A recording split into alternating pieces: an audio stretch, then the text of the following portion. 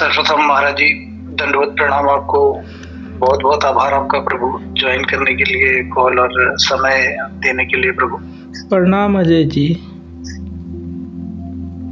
भगवान, मेरा थोड़ा सा मैं आपको विस्तार पूर्वक बता देता हूँ प्रश्न अपना, अपनी जिज्ञासा को। प्रभु, आपकी पुस्तक ने बड़ा मेरी सहायता करी है। मैंने उसको पढ़ा है, ओम इक्वल टू आत्मा इक्वल टू ब्रह्म, ओम बराबर आत्मा बराबर ब्रह्म। उससे मुझे एक चीज पे निष्ठा हुई है, आत्मनिष्ठा हुई है कि अपना स्वरूप जो है वो परिवर्तनशील नहीं है, और सारे परिवर्तन को एक केंद्र की तरह, मतलब चारों तरफ से परिवर्तन हो रहे हैं, और स्वरूप जो है मेरा वो केंद्र की तरह स्थिर है। तो इस निष्ठा में रहते हुए मैंने आपके और भी सत्संग सुने प्रभु। तो एक दिन मुझे ऐसा लगा भोजन करते वक्त कि जैसे कि ये खाना मैं नहीं खा रहा हूँ और एक खाना पदार्थ का बना हुआ है और शरीर में जा रहा है, और आज तक मैंने कभी खाना खाया ही नहीं है एज अ लाइक स्वरूप के दृष्टिकोण से, अपने तात्विक दृष्टिकोण से। तो फिर वो एकदम आपके जो सत्संग है वो देहाध्यास वाला, उसकी से मतलब उससे मिलती जुलती व्यवहारिक प्रतीति का एक मेरा व्यवहारिक स्तर पे ऐसा अनुभवात्मक उसका प्रयोग था। तो तब से प्रभु मैं थोड़ा अपने आप चीजों से अलग हट के उनको देख रहा हूँ कि इसका भी अनुभव हो रहा है, और अनुभव से पहले मैं क्या था, अनुभव के बाद में मैं क्या हूँ। तो मैं तो परिवर्तित नहीं हो रहा हूँ। एक तरीके से अगर कहा जाए तो जितना भी समय है वो एक परिवर्तन को मापदंड करने की एक अवधारणा जैसी है। जैसे कुछ परिवर्तित हुआ तो उसको बता सकते हैं कि हाँ, ये इस समय में अंतराल में इसमें बदला है। लेकिन मैं क्योंकि स्थिर हूँ तो मैं सब बदलती हुई चीज को जान रहा हूँ। तो एक जो नाव वाला चीज है वो है। पर प्रभु, आपका एक सत्संग जो दृष्टा वाला सुन रहा था मैं, उसमें एक ये पॉइंट आता है कि आत्मा अनंत होने के कारण और व्यापक होने के कारण आत्मा कुछ को भी नहीं जानती है। और ये मैं जबकि अगर दृष्टा के दृष्टिकोण से देख रहा हूँ तो मैं जान रहा हूँ। तो यहाँ पे थोड़ा सा एक विरोधास्पद एक भाव आ रहा है, एक संशय आ रहा है दिमाग में कि मेरी पहचान जो मैं पहले शरीर मन से हटा करके एक जानने वाले पे, दृष्टा पे रख रहा था मैं, वो उस पे भी एक प्रश्न चिन्ह लग जाता है कि फिर दृष्टा भी मैं नहीं हूँ, क्योंकि यदि मैं आत्मा हूँ जो तो फिर मैं कुछ जानता नहीं हूँ। तो ये संशय निवारण के लिए प्रभु आपसे प्रार्थना थी।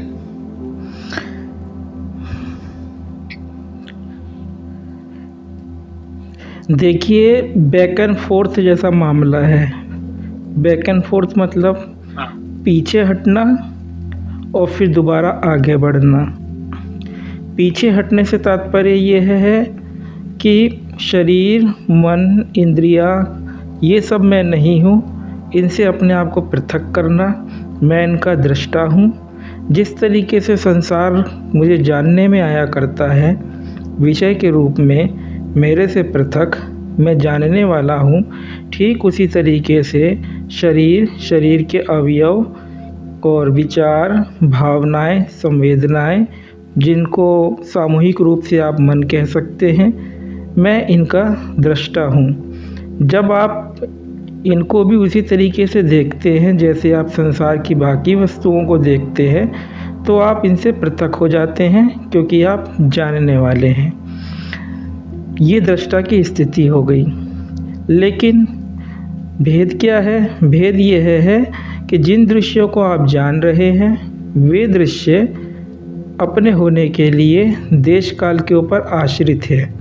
बिना देश और काल के कोई भी दृश्य नहीं हो सकता है। दृश्यों के अंदर दो प्रकार का विभाजन है। एक तो हुए भौतिक पदार्थ जैसे शरीर, शरीर के अवयव, और संसार तो है ही, पेड़ पौधा, आकाश, धरती, ये सब ये भौतिक पदार्थ हो गए। इनके लिए फिज़िकल स्पेस की ज़रूरत है, भौतिक आकाश जो हम ये खाली जगह देखा करते हैं। और दूसरे पदार्थ हो गए मानसिक पदार्थ, जैसे कि दर्द, जिनको हम अपने भीतर महसूस किया करते हैं। दर्द, भूख और विचार, भावनाएं, ये सारी चीज़ें।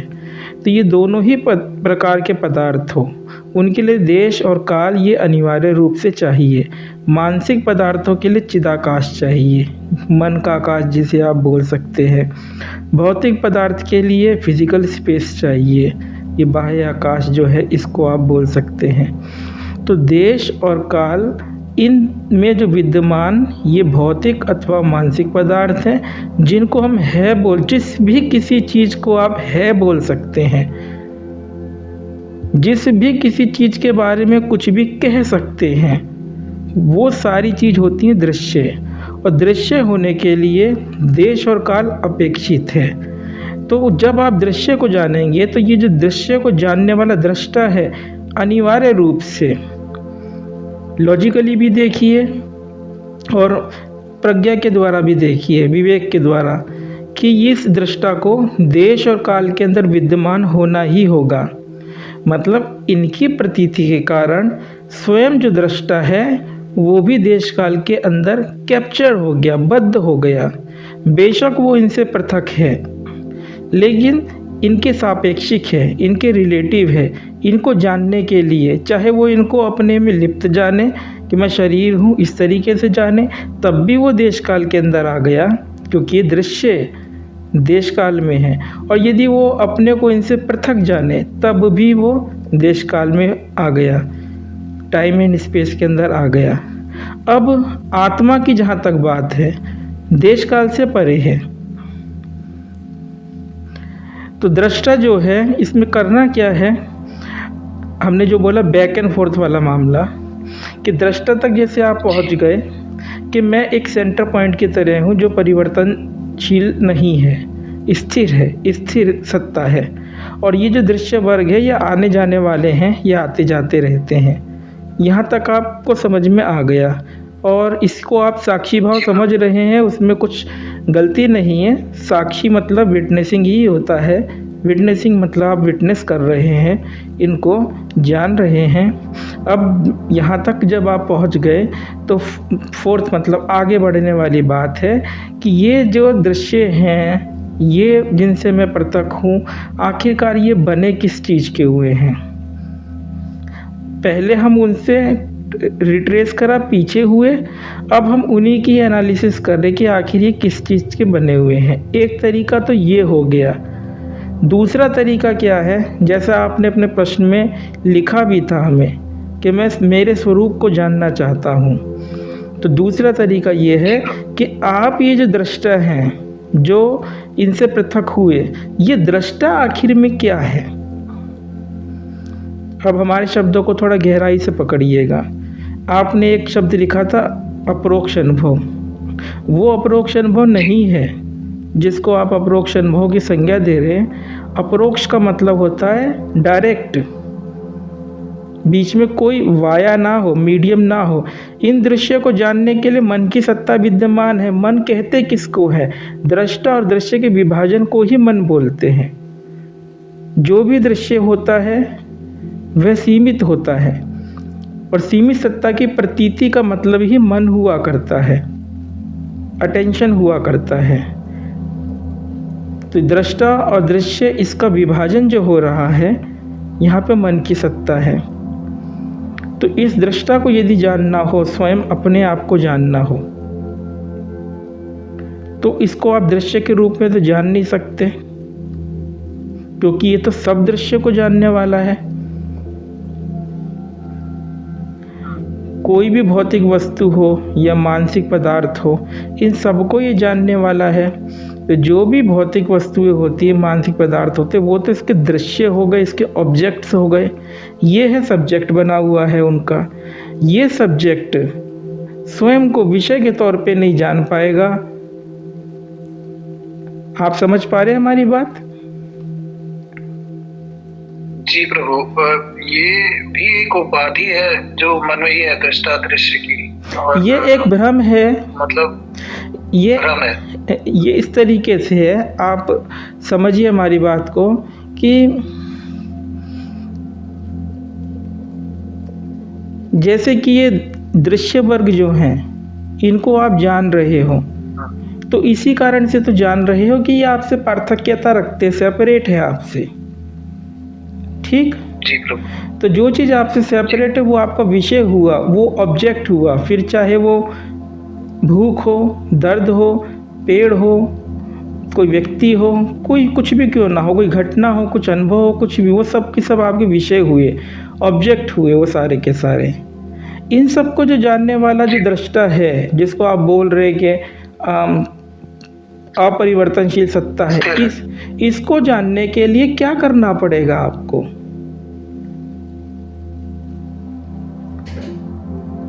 यहीं पे प्रभु मैं थोड़ा समझ नहीं पा रहा हूँ। देखिए, जिसको भी आप जानते हैं, ठीक, वो आपसे पृथक हो जाया करता है। और जो जानने वाला है, यदि उसी को जानना हो, जैसे आपने अपनी जिज्ञासा करी कि मैं कौन हूँ, मेरा स्वरूप क्या है, तो इसको जानने के लिए, हाँ, इसको जानने के लिए इसको आप विषय करके नहीं जान सकते। क्यों नहीं जान सकते?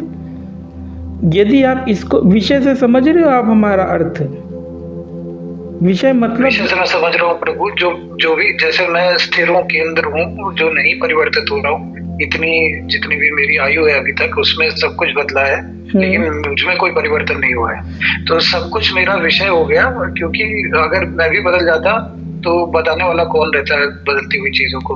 हाँ, तो अब आप स्थिर जो है, बोलिए। जी प्रभु। जी प्रभु, तो ये एक जो केंद्र है, जो मेरा एहसास है अपने होनेपन का, ये होनेपन का एहसास ही जो है वो, इसको छोड़ के बाकी सब विषय है। हाँ, बहुत अच्छी बात। इसको छोड़ करके जो भी कुछ है बाकी सब विषय है। तो इसी होनेपन को आप किसी विषयगत अनुभव के द्वारा तो जान नहीं सकते, इसको विषय के रूप में तो जान नहीं सकते, ये तो आप ही है ना जी। तो इसको यदि जानना हो, इससे पृथक यदि किसी चीज़ को जानना हो, वहाँ पे तो मन की सत्ता आ जाएगी, दृष्टा दृश्य का विभाजन आ जाएगा, ठीक। जी। इसको यदि जानना हो तो क्या करना होगा? यही होकर के रह जाना होगा, इसमें बीच में मन नहीं आया। और समझिए, पेड़ को यदि आपको जानना हो तो आपको अटेंशन चाहिए, आपका अवधान, आपका होश उस वस्तु के प्रति जाएगा कि नहीं जाएगा? आप किसी भी चीज़ को जानते हैं, चाहे वो भूख हो, चाहे वो दर्द हो, चाहे वो तनाव हो, चाहे वो मित्र हो, चाहे रोड हो, चाहे दीवार हो, इन सारी चीज़ों को आप अटेंशन के द्वारा जान रहे हैं ना, होश के द्वारा इनके प्रति सजग हो रहे, तभी तो जान रहे हैं इनको। जी प्रभु। ठीक। अब यदि आपको स्वयं को जानना है, जो इन सबको जानने वाला है, तो होश ही वो चीज़ है जिसके द्वारा कुछ भी जाना जाता है, ठीक। तो इसको भी होश के द्वारा ही जाना जाएगा, ये भी। जी प्रभु। तो ये होश जो बाहर के विषयों के प्रति, चाहे वो मानसिक पदार्थ हो, चाहे वे भौतिक पदार्थ हो, उनके प्रति जो होश जा रहा था, उस होश को वापस लौटना पड़ेगा उसी सेंटर पे। क्योंकि यदि कैसे होगा? हाँ, यदि आपका होश यदि अपने स्थान को छोड़ करके कहीं जा रहा है तो वो दृश्य को जानेगा, ठीक। दृष्टा को नहीं जानेगा, दृश्य को ही जानेगा। जो भी पृथक है वो दृश्य है, और जो भी दृश्य है वो परिवर्तनशील है। तो जिस होश के द्वारा, अटेंशन के द्वारा ये सब चीज़ें जानने में आया करती है, होश ही वो टूल है जिसको हम ज्ञान भी कहते हैं, कॉन्शियसनेस भी कहते हैं। इसी के द्वारा कुछ भी जानने में चीज़ें आया करती हैं। तो यदि स्वयं को जानना हो तो इस होश को स्वयं पे ही आना होगा।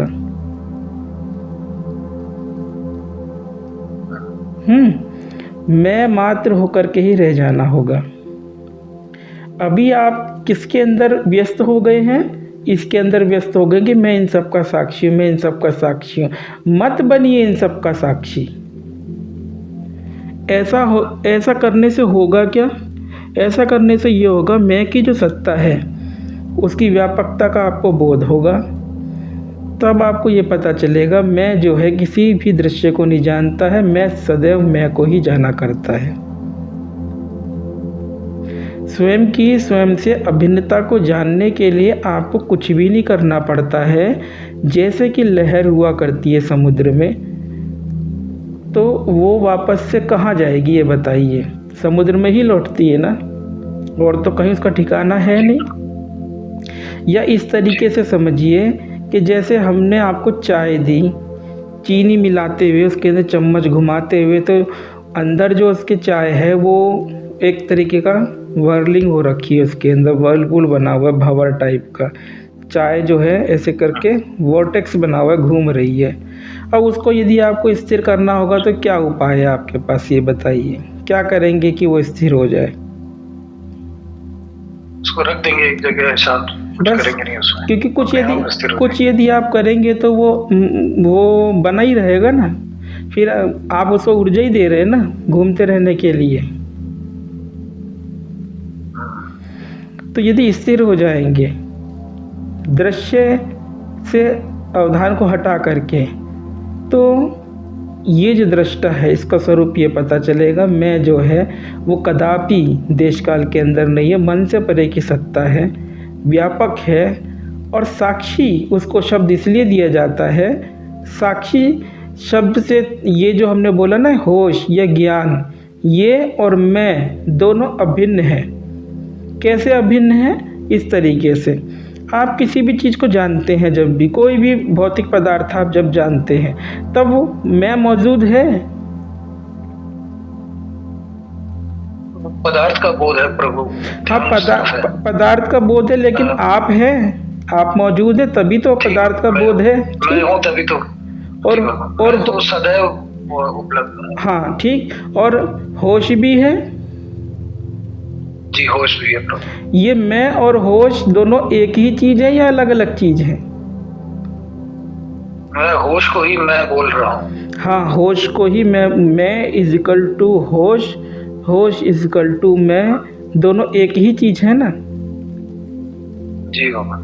तो जो अपरोक्ष अनुभव जिसको बोला जाता है वो ये है कि सजग या प्रेजेंस मात्र होकर के रह जाना। दृश्य की तरफ यदि आप अवधान देंगे कि मैं इनका दृष्टा हूँ, मैं इनका साक्षी हूँ, तब आप क्या कर देंगे? दृष्टा दृश्य का विभाजन पैदा करके स्वयं को न जान करके इन दृश्य वर्ग को जानने लग जाएंगे, बेशक अपने से पृथक जान रहे हैं।